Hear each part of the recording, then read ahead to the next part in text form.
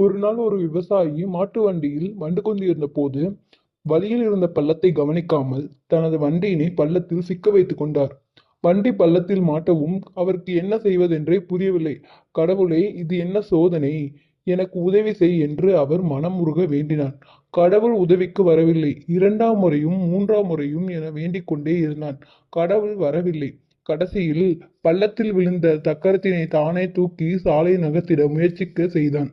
என்ன ஆச்சரியம்! தனியாக தன்னால் தூக்க முடியாது என்று அவன் நினைத்திருந்த சக்கரம் எளிதாக பள்ளத்திலிருந்து மேலேறிவிட்டது. அப்போதுதான் அவர் தன் பின்னால் நின்று கொண்டிருந்த ஒரு வழிப்போக்கன் சக்கரத்தை தூக்குவதில் உதவி செய்தார் என்றது தெரிந்தது. அவர் வணங்கி மிகவும் நன்றி ஐயா என்று கூறினார். கடவுள் செய்யாத உதவியை நீ செய்து விட்டாய் என்றான். உடனே அந்த மனிதன் கூறினார், கடவுளே உதவி செய் என்று சொல்லியபடி கைகளை கட்டி கொண்டு உட்கார்ந்திருந்தால் கடவுள் எப்படி உதவி செய்வார்? நீயே முயற்சி செய்தால்தான் கடவுள் உதவிக்கு வருவார். அதற்கு நீதான் உதவி தர வேண்டும் என்று கூறிவிட்டு அந்த ஆள் தன் வழியே நடந்தார்.